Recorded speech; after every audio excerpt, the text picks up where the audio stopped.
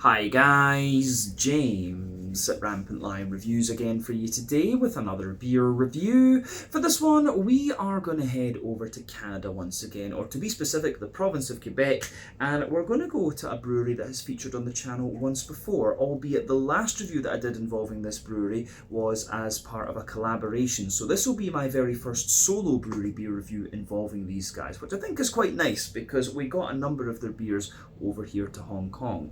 Now, this brewery are still a relatively new addition to their local beer scene, but they've built up a very good reputation for themselves, and as far as I can figure, they seem to be best known for their different kinds of IPAs, but they do brew quite a wide variety of things, and hopefully we can review more of those on the channel going forward.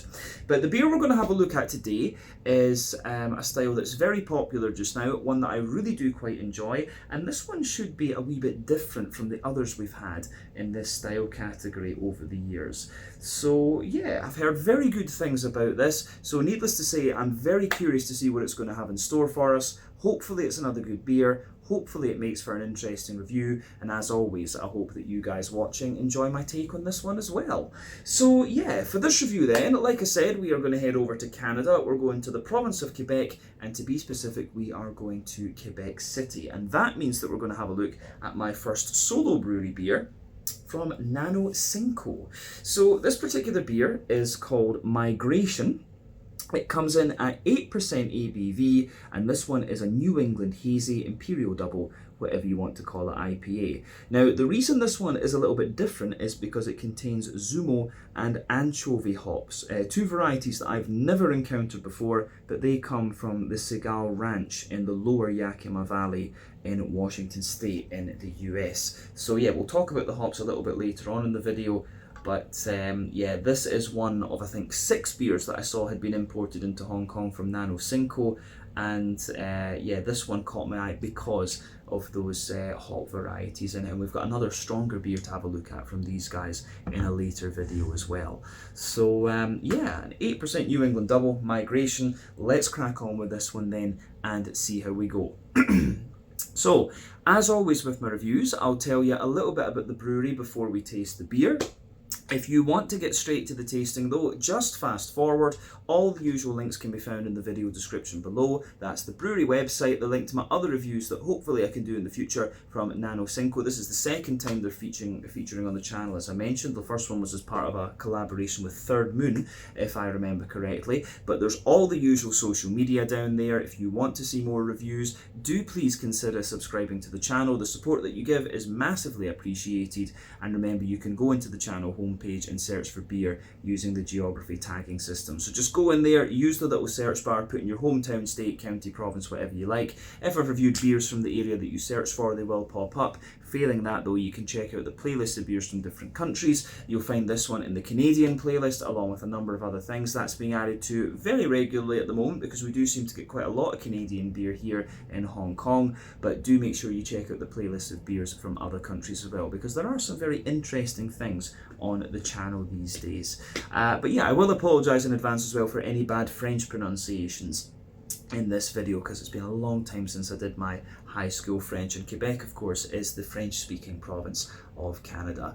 So yeah, let's go on to my brewery notes then, and I'll tell you a wee bit about Nano Cinco once again then. So Nano Cinco, as I mentioned to you before, is based in Quebec City, and they released their first beers in 2021.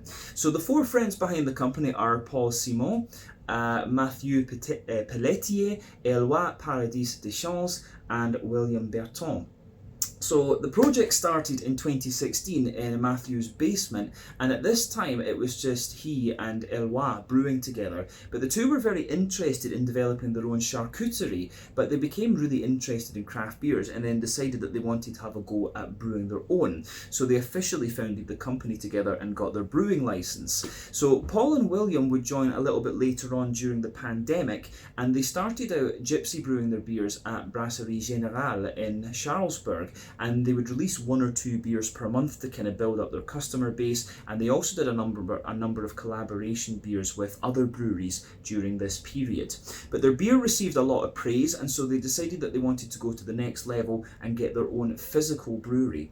So they used crowdfunding to help them get this off the ground, and they raised over 20,000 Canadian dollars. And then in late 2022, they opened their own brewery in the Vieux-Limoilou area on the north side of the St. Charles River. But the brewery has 2 separate brewing systems, one for smaller experimental batches and a larger system for their main production batches, as well as a 1,000 litre fodder. But they brew a lot of IPAs, sours and a number of barrel-aged beers, and this is one of the ways that they really hope to establish themselves going forward. From what I understand, a lot of people rave about their IPAs, and the sour beers are starting to get a little bit of traction as well. But the brewery has an on-site tap room, and they work with nearby restaurants as well to let their customers order in food.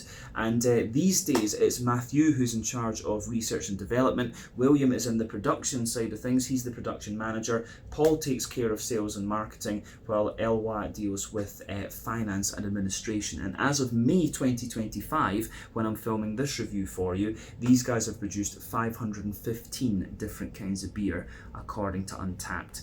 So yeah, that is everything I can really tell you about Nano Cinco for the moment. If you want to learn more about these guys, you can check out the brewery website. You can follow them on Facebook and Instagram to keep up to date with all the latest goings on. And you can, of course, check out the Untappd page to learn a little bit more about all the different beers that these guys have done. So yeah, let's go on then and have a little look at the beer itself. So to tell you a wee bit about the 2 hop varieties in this one then. So like I say, they come from the Segal hop farm in the lower Yakima Valley in Washington State in the Pacific Northwest of the US. And the 2 varieties are Zumo and Anchovy. So Zumo gives you between 5 and 6% alpha acid. It's supposed to give you a lot of like orange zest and lime, whereas Anchovy is a 12% alpha acid hop, and it's supposed to give you a lot of raspberry, watermelon and piney character. So that should be quite interesting. It sounds like, you know, that reminds me a little bit of maybe like Strata, or something like that, although Strata's a little bit more kind of strawberry. Enigma as well from Australia was one that had a kind of red curranty type flavour. So yeah, this should be quite an interesting one, I have to say. But like I said, it's an 8% New England Double IPA, hazy New England Double, whatever you want to call it. So yeah, I'll let you have a wee look at the artwork on this one before we open it up. The can is sweating a little bit because we're starting to get the sweaty warm weather here in Hong Kong. But yeah, it looks very, very nice, I have to say. There you can see the Nano Cinco symbol at the top of the can there. You can also see the Segal Ranch thing there too, and this is the artwork, the anchovies and oranges. So yeah, should be quite interesting. Yeah, let's get it out into the glass then and see what it's all about. Migration, 8% New England Double IPA from Nano Cinco in Quebec City, Quebec, Canada. So let's do this. Ooh.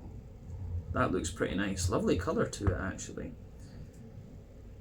Right, that's enough for the moment to have a little look at the appearance of the beer. I think we've got maybe about 80% of the beer out and into the glass. But yeah, I have to say, this one looks pretty nice. You can see we have a lovely 2/3 finger of a frothy, I would say cream coloured head.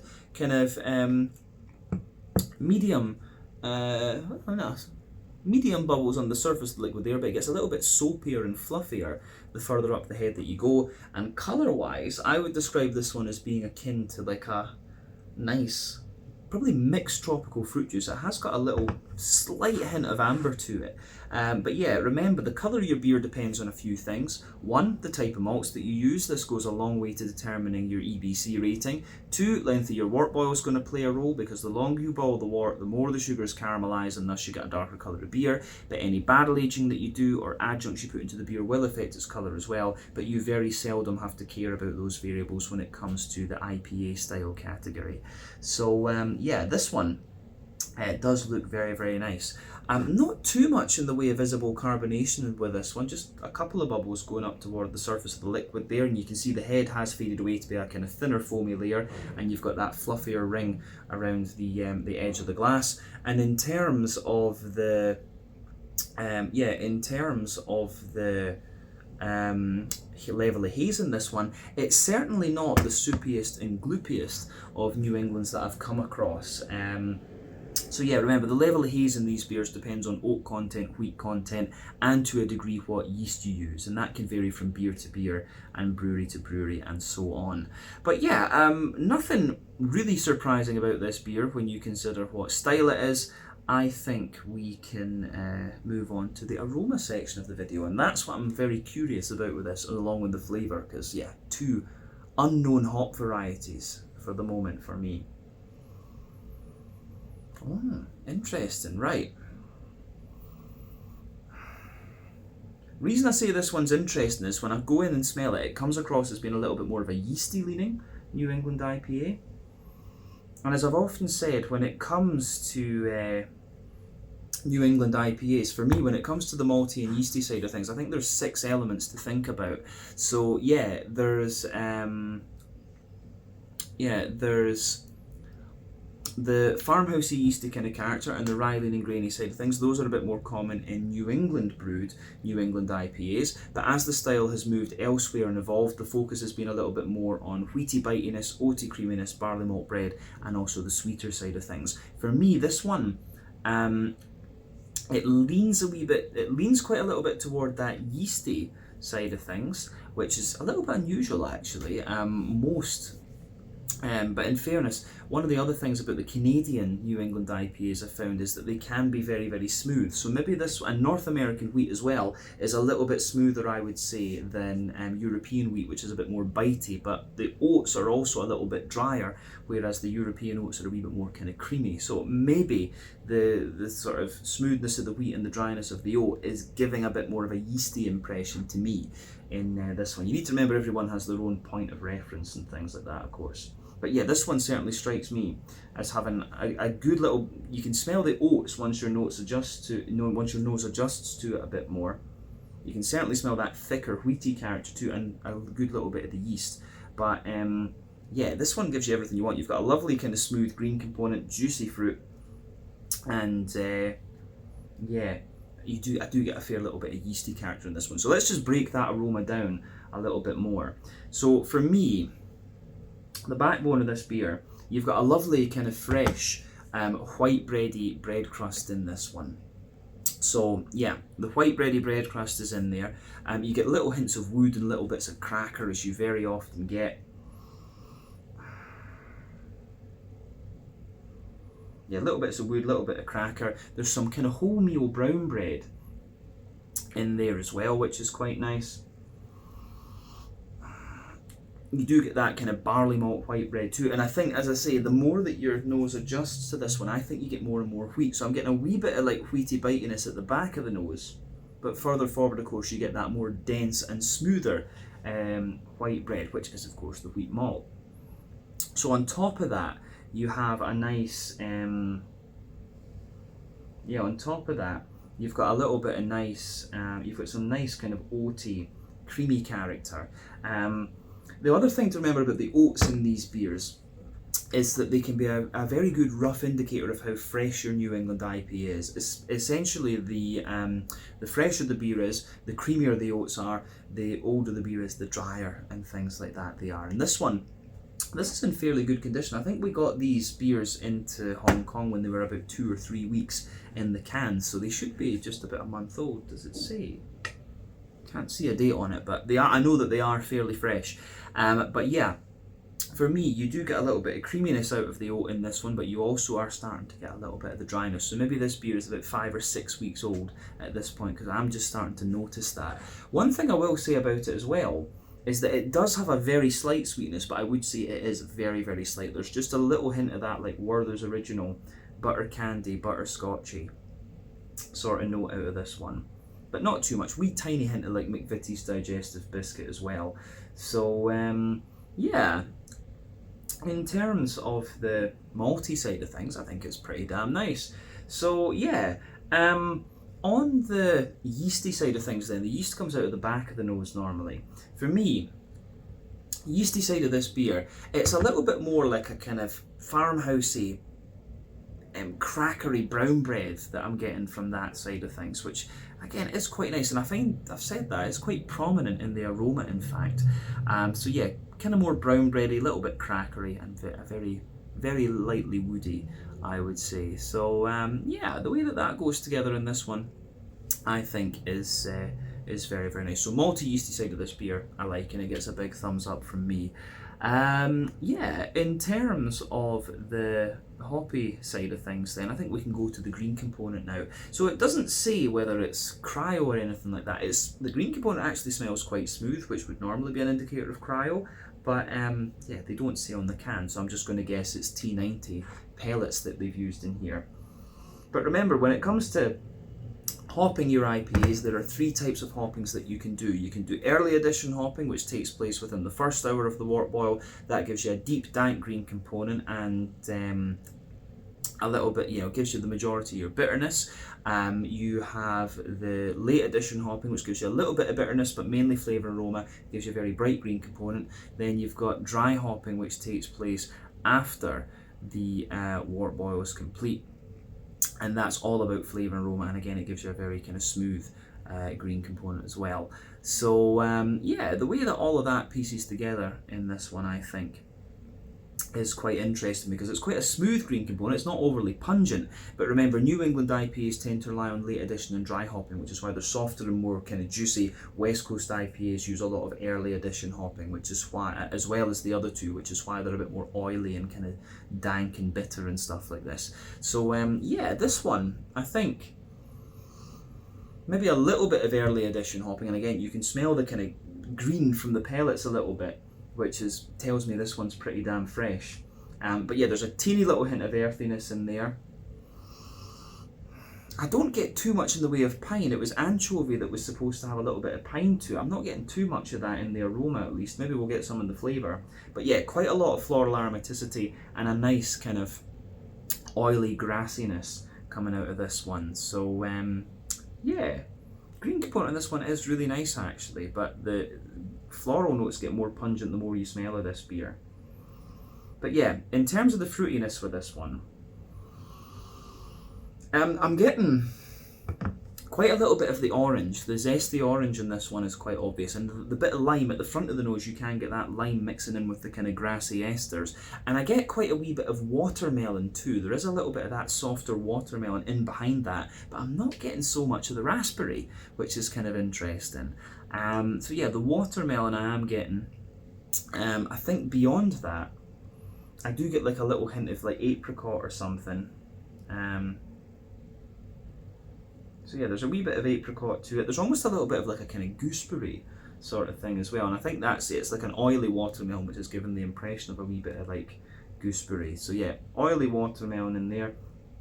Kind of gooseberry notes as well. I do get a wee bit of the raspberry when I sugar it up right enough in the top of the nose. And yeah, the limey orangey characters too are also very, very nice. So yeah, this one gets a big thumbs up from me aroma wise. This is pretty damn interesting. So yeah, as I always say, take some time to enjoy the aroma of your beers before you get stuck into them. But I think it's about time that we taste this one then and see what it's all about. So yeah, this one is the Migration, an 8% New England Hazy Imperial Double, whatever you want to call it, IPA from Nano Cinco in Quebec City, Quebec, over in Canada. Let's get stuck into this one. Slange, skål, cheers, santé.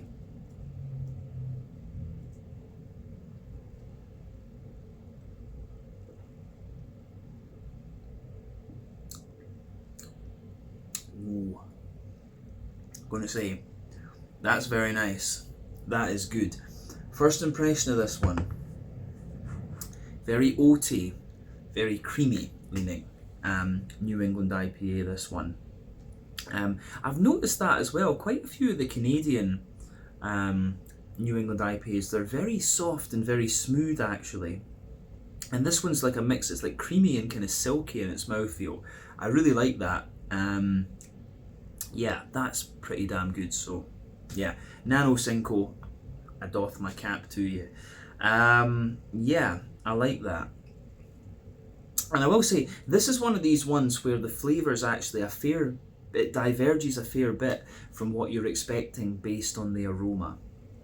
So this one's, and it's a little bit of a pleasant surprise in a sense as well. But yeah, really smooth, creamy New England IPA. This one, that's for sure.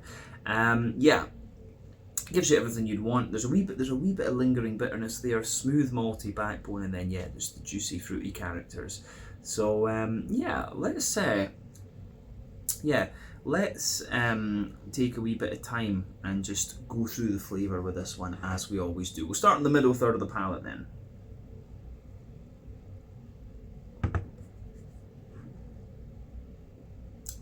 Juiciness on that's great as well. Quite wet, in fact.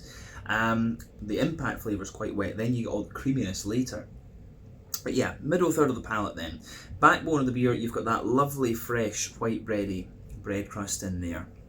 As you move further forward, you get a wee bit of wood, and then there's a bit of a crackery note to this one. I think the cracker is actually quite prominent in this into the aftertaste. It does give you a little bit, it's almost kind of like knäckebröd, which is eaten very often in Scandinavia. It's this kind of crackery sort of thing, like a rectangular, quite thick, grainy cracker. That's kind of what I get out of the base in this one. You get a wee bit more bitterness into the aftertaste too, and the graininess of the cracker kind of is amplified a wee bit by that for sure. So yeah, in terms of the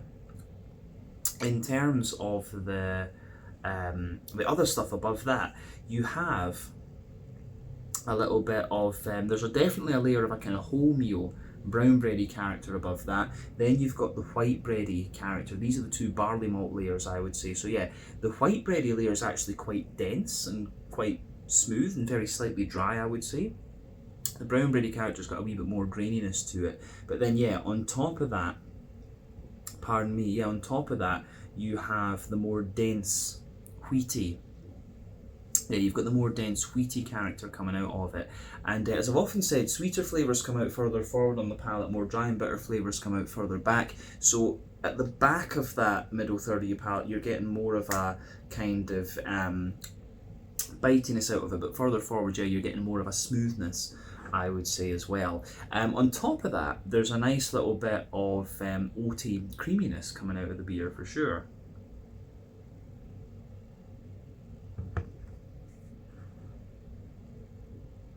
Yeah, so for me, on top of that wheaty white bread, you can feel down the middle line of your palate, you get a lovely oaty creaminess out of this one, and that creaminess spreads out quite far toward the edges of the palate there, and you just get that little bit of kind of oaty dryness coming out of it as well, which is nice. But just a tiny little hint, in fact, in the dead center of your palate, there's a little bit of in the dead center of your palate, there's a little bit more of there's an oily circle there, which not so oily actually. You get that little sweet circle, which is, you know, Werther's original butter candy butterscotch. That's the alcohol coming out of the beer. I will say this one does feel a little touch boozy for an 8%er. You can feel that in the middle of your palate too, but then yeah, round the edges of that, you get a little hint of like McVitie's digestive biscuit. But I think at that we've covered, the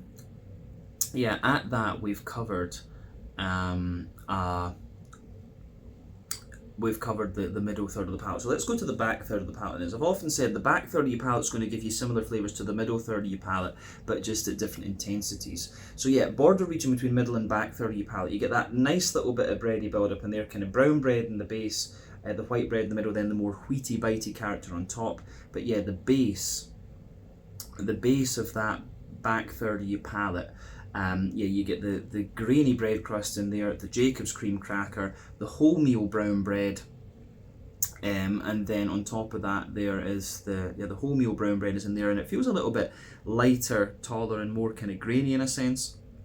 And above that you've got the white bready character in there, which is a little bit lighter, taller, and more grainy. And then on top of that you have the kind of wheaty bitey character there, and the wheat on the back third of your palate really is showing you some bitiness. And above all of that you have the yeasty character coming out of this one. So let's have a wee look at that yeasty character then.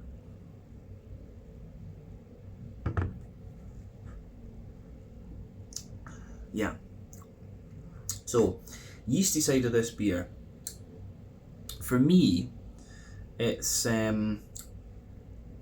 yeah, for me, the yeasty side of this beer, it has at its core like a slightly sweet wholemeal brown bread. Then it's surrounded by a more kind of dry white bread, and then a very slightly toasty bread crust. And yeah, that yeasty character just lingers there at the back of the palate into the aftertaste. And definitely, yeah, back third of your palate you can feel the flavour is taller. Then as you move further forward into the middle third of your palate, it just kind of condenses down and squashes together that little bit more. So yeah, I like the way that pieces together in this one for sure. Yeah, in terms of the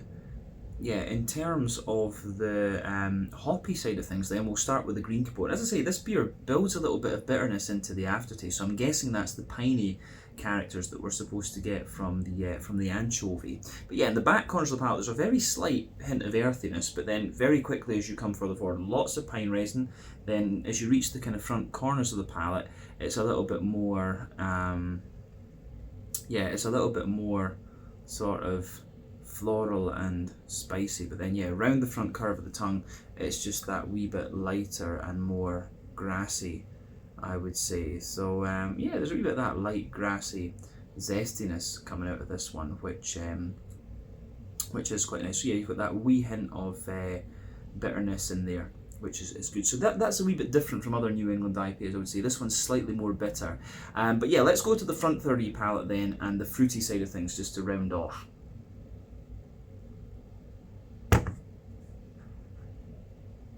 So yeah, front third of your palate then. Border region between front third and middle third of your palate, you get that nice little bit of bready build up in there. Brown bread in the base, the kind of white bread in the middle, then the more wheaty bitey white bread on top of that. The base of that front third of your palate is a little bit more, you've got more of that kind of bread crusty, grainy character in there. You've got the Jacob's cream cracker on top of that, the brown bread, the white bread, and then yeah, the smoothness of the wheat. The wheat is actually quite smooth in that front third of your palate. Then you get that nice oily bubble where the juicy fruity esters roll their way out of the beer. So yeah, for me, this one, it's interesting. At the back of that oily bubble, I'm getting like almost a little bit of a grapefruity note out of it. So I'm guessing that's the Zumo, because it said it can have quite strong citrus.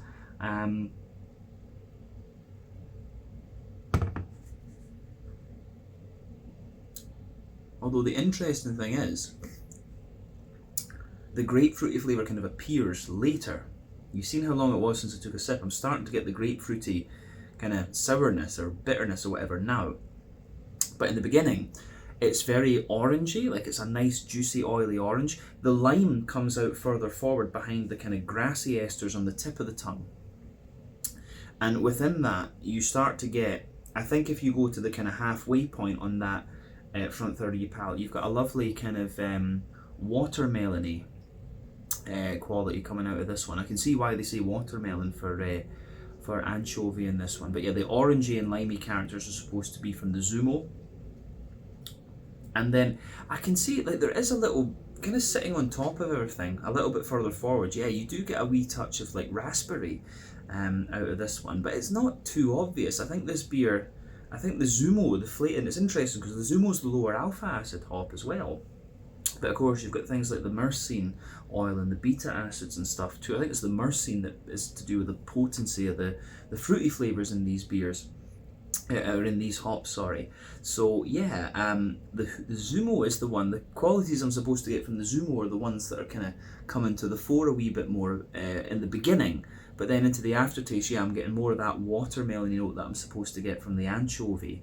It's got a wee bit of gooseberry. I would say gooseberry is another way to kind of describe this one as well. But yeah, the raspberry I think takes a wee bit of time to come out, and that's more into the aftertaste. So yeah, I would say from these hops I'm getting what I'm supposed to. It may well be the power of suggestion from reading about what these hops are supposed to give you. It's always a learning curve, even now. 4,200 reviews in, I'm still learning about different hop profiles and stuff like this, which I enjoy. But yeah, I'd say overall this one, yeah, the Zumo comes out more in the beginning. You get the lovely juicy orange and the lime, then into the aftertaste you're getting more of the anchovy, the kind of gooseberry yeah, the kind of gooseberry notes and the raspberry. So yeah, the way that that goes together in this one, I think, is very nice. So this beer, the fruity side of it's very interesting, that's for sure, and quite unique. So I look forward to seeing more of these two hops going forward. And Zumo, low alpha acid, it's kind of like some of the New Zealand ones that we've come across before as well. Yeah, so we can round off the review then with a wee look at the mouthfeel. For me,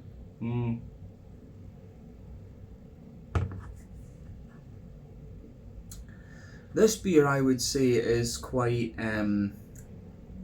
I'd say it's pushing toward the top end of mid-bodied. The carbonation's quite smooth. Like I said to you, this one has a wee bit of dryness into the aftertaste, but it's quite creamy and almost kind of silky in a way. There's a little bit more bitterness to it though. I want to say that this has got to be 50 or 60 IBUs, something like that. There is a good little bit of piney resin character and floral aromatic spice on the side of the palate. So 50 or 60 IBUs, I think, with this one is not out of the question.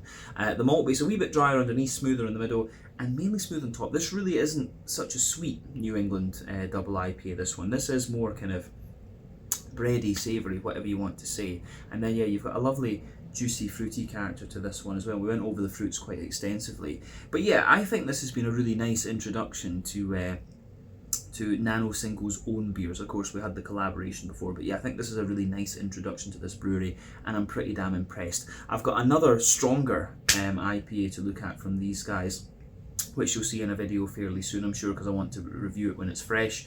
But yeah, I think this was a very good place to start. I'm pleased with my selection that I made from this one, safe to say, because there was another one that was quite similar that had a more, I think it had, like, I forget the other hop, it had a third hop in it, but it was quite a common hop, so it was nice. I picked this one to try these two other hops kind of on their own. So yeah, I'm very pleased with this one and quite impressed with what I've seen from Nano Cinco so far.